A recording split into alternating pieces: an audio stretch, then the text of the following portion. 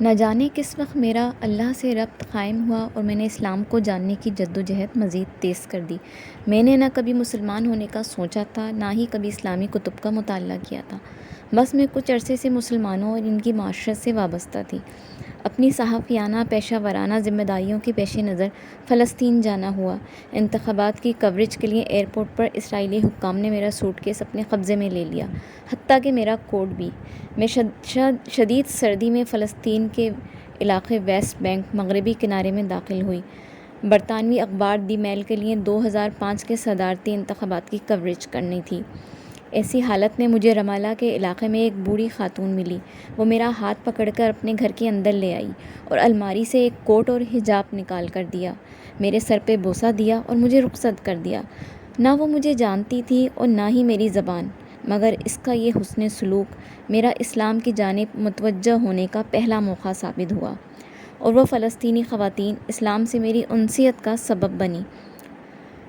سر سے پاؤں تک برقعے میں ڈھکی مسلم عورت جو خوبصورتی دنیا کے نامحرموں سے چھپا کر رکھتی ہے، جبکہ مغربی دنیا میں جو عورت اپنی جتنی نمائش کرتی ہے اتنے ہی معاشرتی فوائد سمیٹ سکتی ہے۔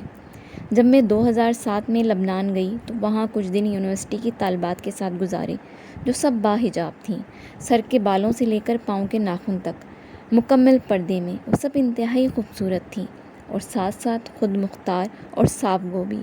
بہادر نڈر لڑکیاں مجھے ویسی بالکل نہیں لگیں جیسا تصور مغربی اخبارات ایک مسلم عورت کا پیش کرتے ہیں۔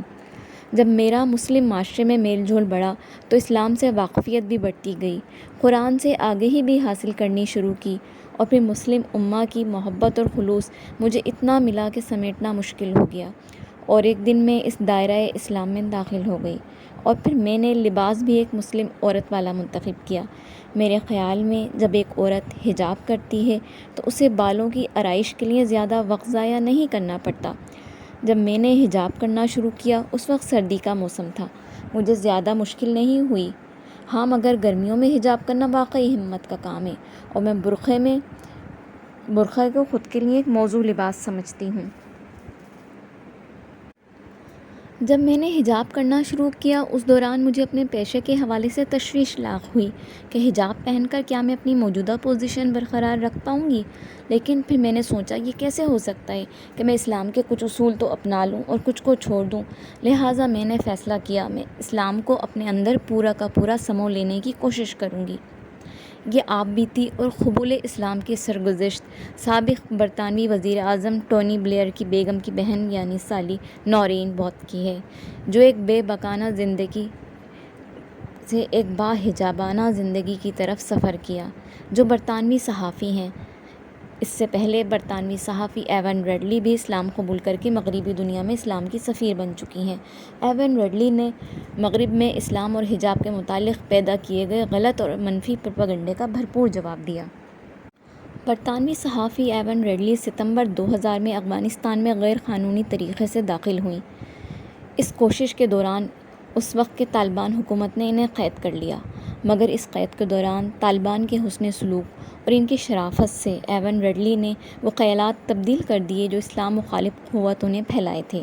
اکتوبر میں رہائی کے بعد برطانوی صحافی نے دنیا کو بتایا، میں نے اپنی گزشتہ ساری زندگی خود کو لندن میں اتنا محفوظ نہیں پایا جتنا طالبان کے ساتھ گزارے گئے قید کے دوران محسوس کیا۔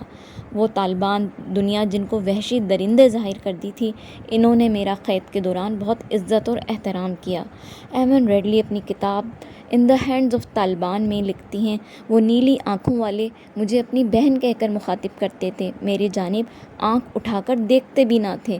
ایون ریڈلی نے واپس برطانیہ پہنچ کر سب سے پہلے قرآن کا مطالعہ شروع کیا، جس کے بعد وہ بالآخر دائرۂ اسلام میں داخل ہو گئیں اور باحجاب زندگی گزارنے لگیں۔ برطانوی صحافی ایون ریڈلی نے کہا، اسلام وہ نہیں جو ٹونی بلیئر مغربی دنیا کو بتا رہا ہے، بلکہ اسلام وہ ہے جو قرآن میں لکھا ہے۔